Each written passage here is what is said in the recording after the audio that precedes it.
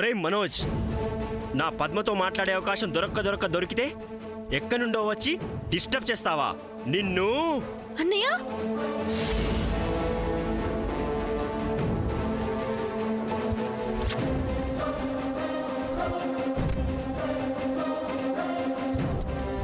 శ్రీనివాస్ అన్నయ్య, ఏంటిది ఇది?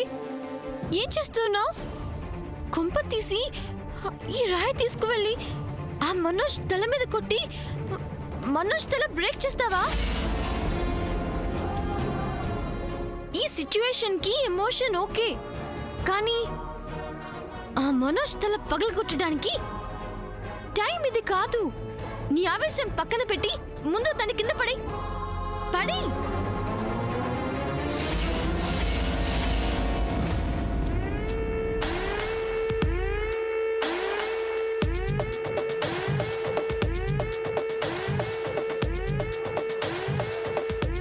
అన్నయ్య, wait a second.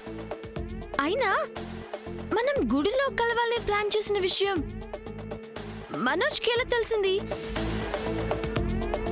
Oh my god, his very cunning and dangerous person. His observing us. ఎలా తెలిసిందో తెలీదు. ఒకటి మాత్రం నిజమన్నయ్య, మనోజ్తో చాలా జాగ్రత్తగా ఉండాలి. అలాంటి వాడి నీడ కూడా పద్మ మీద పడకూడదు. యూర్ రైట్ శ్రీనివాస్ అన్నయ్య. నేను ఇప్పుడు మాల్కి వెళ్తున్నా. నేను మళ్ళీ ఈవినింగ్ వస్తాను కదా, అప్పుడు మనం ఈ విషయం మీద ఇంకా సీరియస్గా డిస్కస్ చేసుకుందాం. అంతవరకు ఇంట్లో ఎవరు చూడకుండా జాగ్రత్తగా ఉండు.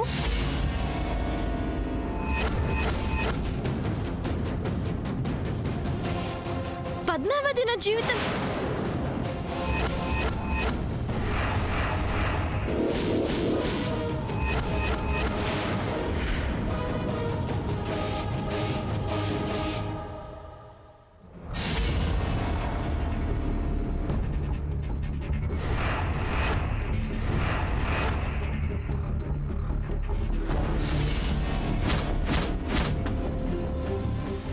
ఇదేంటి శామ్ ఎక్కడుంది?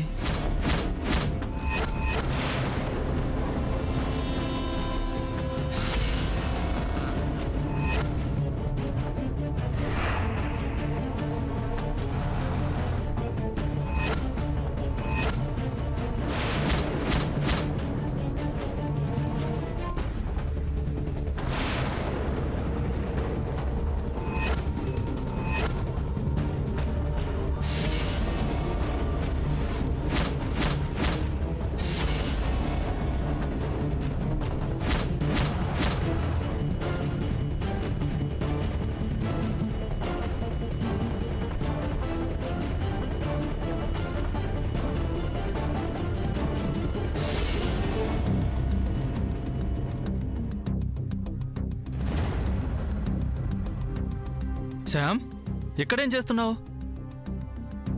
ఎవరితో మాట్లాడుతున్నావు? నేనా? అది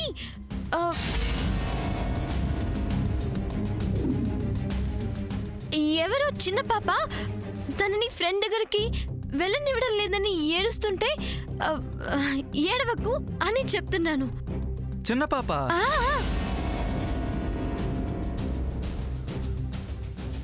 నాకెవరో అబ్బాయిలా అనిపించారే.